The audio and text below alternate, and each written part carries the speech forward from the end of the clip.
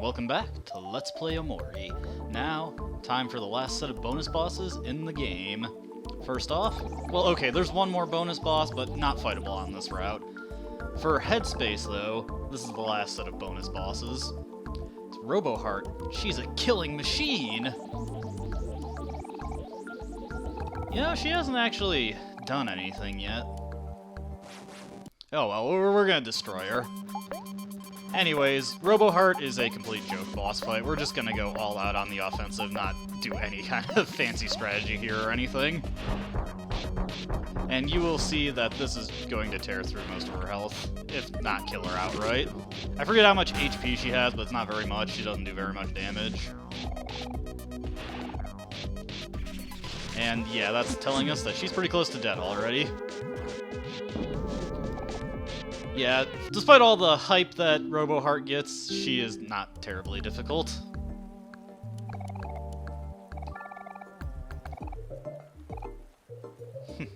I think it's supposed to be some kind of joke that Roboheart is actually not particularly threatening, but we'll just take a look at her Fofax entry. Yeah. But that was the first bonus boss. Probably not worth all the build-up that these got, but don't worry, the next two are much more interesting. We'll restore ourselves real quick.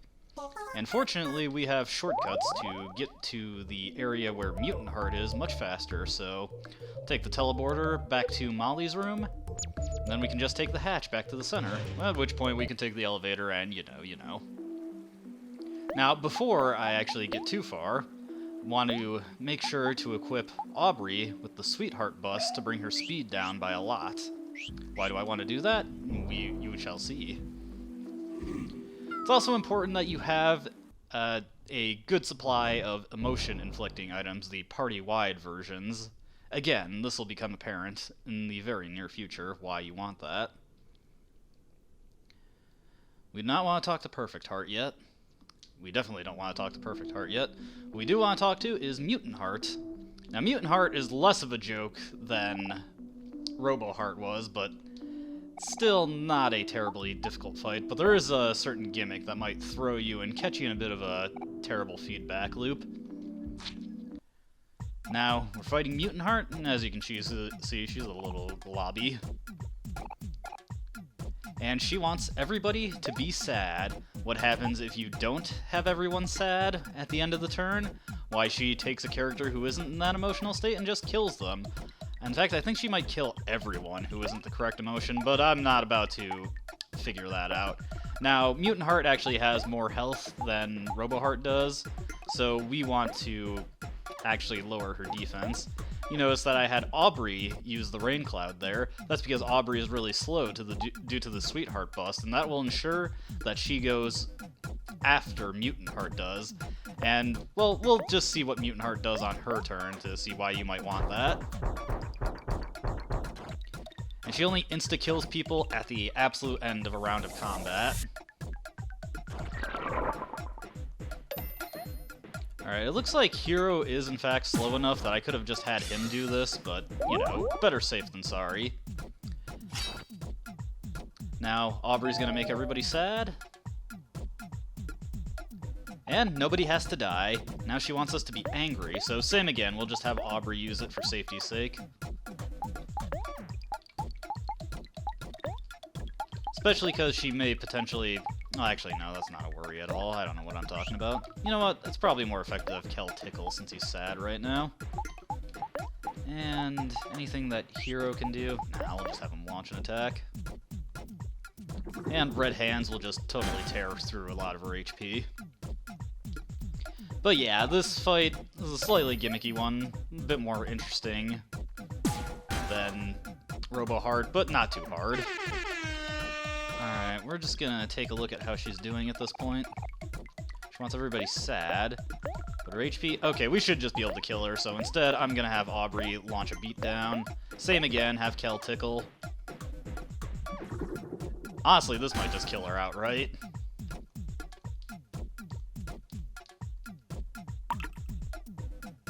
Ah, she made Omori sad. But we've defeated her. Honestly, if you wanna... It might have been more efficient to kill these guys before I hit the level cap, because as you can see, not terrible experience or clams for defeating them, but I just felt it didn't really line up properly. Now, we're going to take on the main attraction, Perfect Heart. So, we're definitely going to want to heal here, and I'm going to make a backup save just in case I feel like I need to rework something out of battle. As a matter of fact, I almost forgot. We definitely want Aubrey running the baseball bat over the Sweetheart bust. So let's just get that on her. We don't need to heal off that 10 HP. Okay, so we want to save one of our older files here. Don't need the Abyss save anymore. And time for the real deal. Let's head up and talk to Perfect Heart.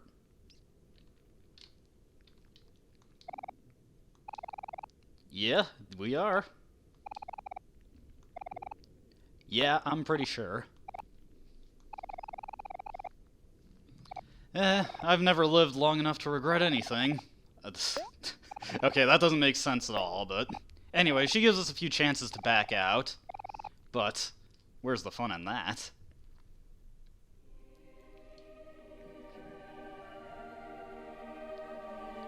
And the music swells.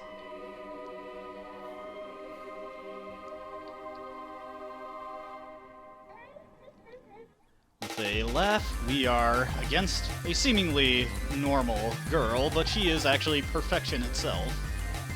And we did bring this on ourselves. Okay, first order of business, I'm actually gonna wanna...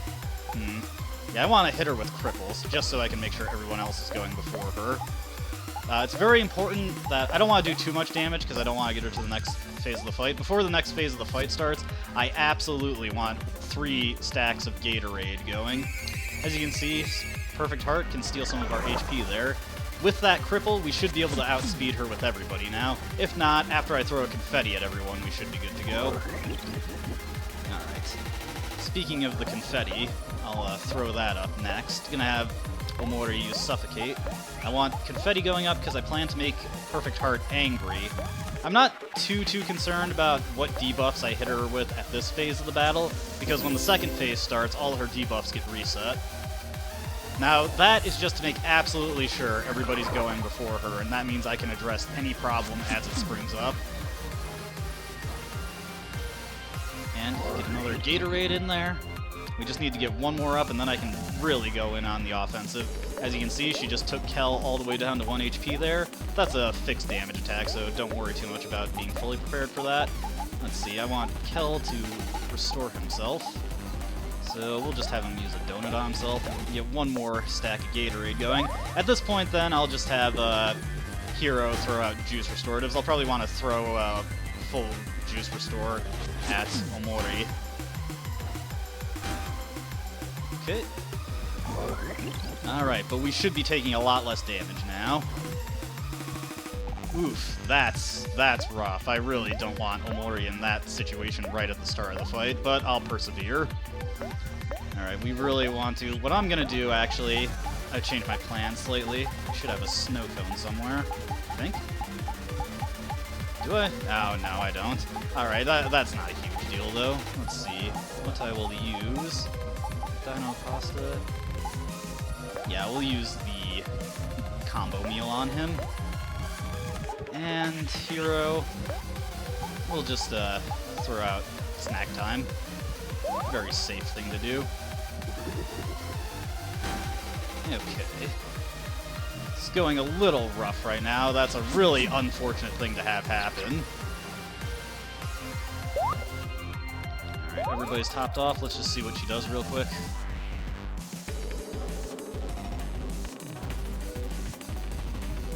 Okay, decided to let Omori live. I'm gonna definitely need his health restored to full, so... Yeah, just in case, I really want to make sure that he's full up before Perfect Heart goes, because once the next phase of the fight starts, she immediately starts launching her next set of attacks.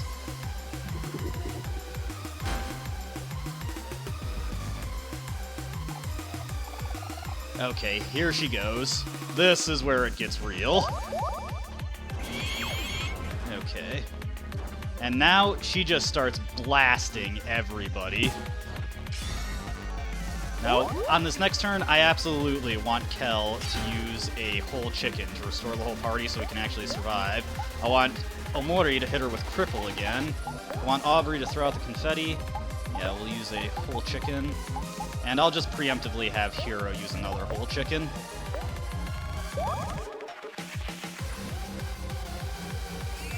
Okay, good. Oh, but the speed still went down, so that's good. And next turn, we're gonna have Kel make her angry.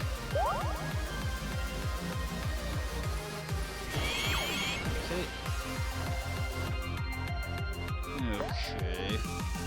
Yeah, so what I'm gonna want to do is have Kel use confetti again. Or, no. Actually, I'll have Omori use the confetti. We don't want to get too overconfident. I'll have Aubrey use one of the whole pizzas. Have Kel make her angry. I got annoyed just for this purpose. And Hero, we'll have him use a mango smoothie, because or the melon smoothie. I keep mixing those two up.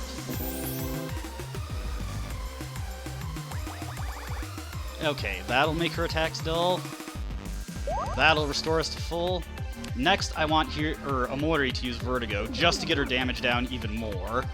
And then we should be in good standing to take on the rest of this fight. Okay. Let's use Vertigo. Gonna use another whole pizza. Gonna have Kel make us all happy.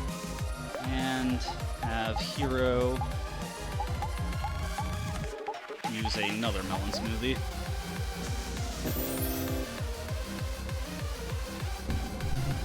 And at this point, we should be in pretty good standing to win.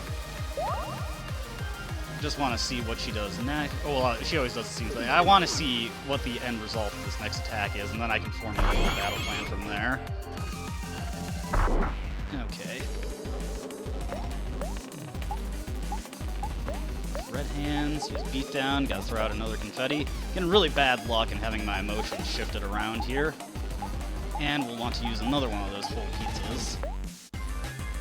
This is where you want to save your whole pizzas for. Okay, not too bad.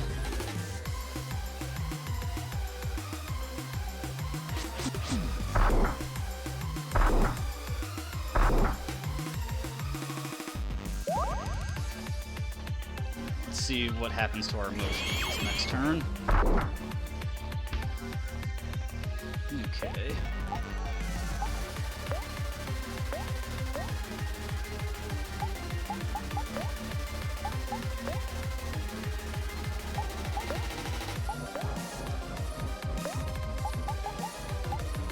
Let's just get everybody fully topped off with whole chickens, thinking really hard about how I want to approach this. As you can see, Omori's juice is down, so next turn I'm going to have him use release energy. I'll have somebody just top his juice off.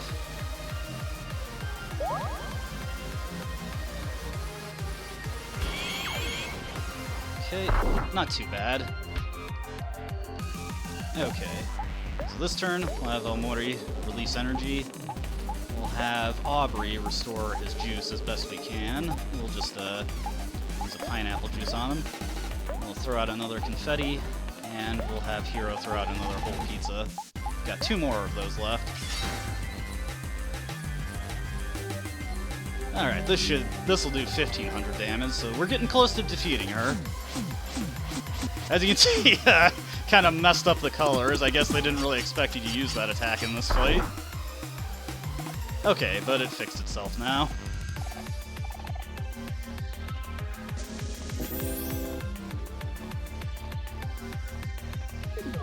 Okay, there we go.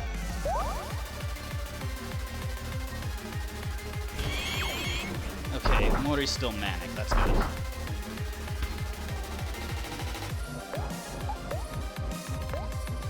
Okay, and we'll just have Aubrey and Hero throw out whole chickens, have Kel throw out confetti, throw out more whole chickens. Actually, that might kill her. Yes, we did it! And with that, Perfect Heart has been defeated. And you know what else that means? That means throughout this entire Let's Play, even against the hardest boss in the game, I did not get a single game over, not even off camera, and thus, defeating Perfect Heart, she is reduced to Imperfect Heart. Yeah, definitely having Omori lose his ability to endure a hit right at the start of the fight was a very unfortunate thing that I was not accounting for, but we managed to persevere and we defeated her. That fight can go very poorly if you choose your actions incorrectly, and honestly, that was dragging on a little bit. I was seriously worried the debuffs were going to wear off, and if she got her turn before I could heal up the group, that would have been disastrous, but we defeated her. So, that's it. We've defeated every single enemy in Headspace, and we've completed our Fofax journal, and I've gotten my shiny new achievement for it. So, let's just take a look at that. Always important to enjoy the spoils of war. Stuff we encountered in Otherworld. All the things in Firefly Forest.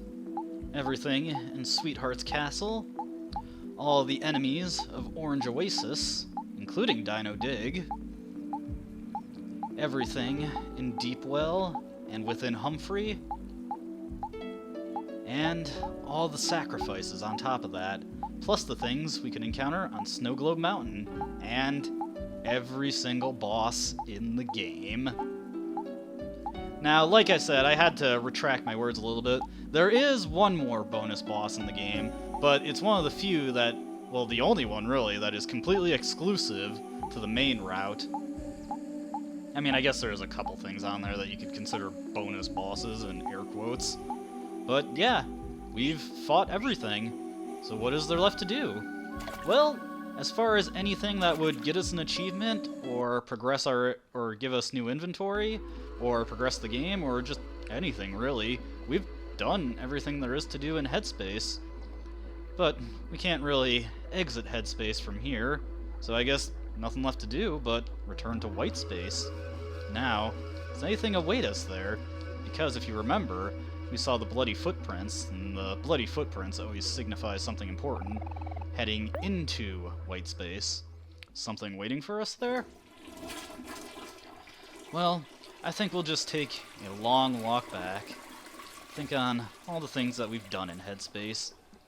We searched for Basil, came into confrontation with SpaceX boyfriend, came into conflict with Sweetheart, defeated her. Along the way, had the King Crawler, the King Carnivore, went to Orange Oasis, did some digging at Dino Dig, eventually defeated the Unbred Twins. We came to Deepwell and visited Last Resort, had a confrontation with Mr. Jawsome, and through that, Hero eventually became the owner of Last Resort. Afterwards, we headed through the Underwater Highway, came into conflict with Sweetheart again, although fortunately this time it was not a fight. We made it to Deeperwell, learned... Did we learn anything in Deeperwell? Oh, I'm sure it's not important. And of course, we encountered Humphrey. Who could forget Humphrey? What else is there for us to do in Headspace? No, despite how fantastical it is, it does feel awfully limited.